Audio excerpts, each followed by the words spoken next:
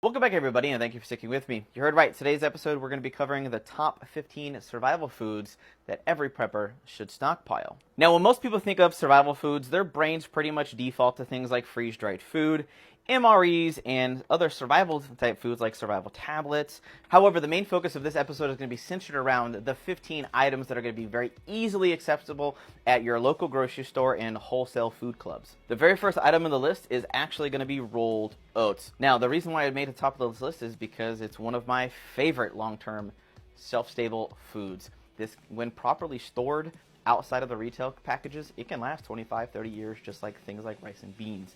However, even in the retail packaging, you can expect anywhere between 18 to 24 months, which is very, very shelf stable if you need it. One of the really good things about this is it's very easy to prep. You just pour this in some boiling water. You can add some honey or some sugar, a little bit of milk. You have a very, very satisfying, filling, nutritional meal. Next on the list, trailing right behind rolled oats, is honey.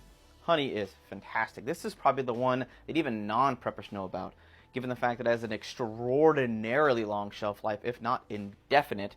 It is touted along as just a natural sweetener. It can be used as an immune booster, cough suppressant. It can help fight infections. It can be used for wound healing. You can take this for gut balancing if you're kind of a little wonky with all those funky survival foods and some of your stuff might not be in balance, to actually help remove parasites out of your gut. If you have some bad nasties inside your system, you can take some little parts of vinegar, water, and honey. There's recipes online. I'll link one of my favorites down in the video description to actually do some parasite removal. One of my absolute favorites is alcohol. Yeah, that could be taken out of context. You get what I'm saying.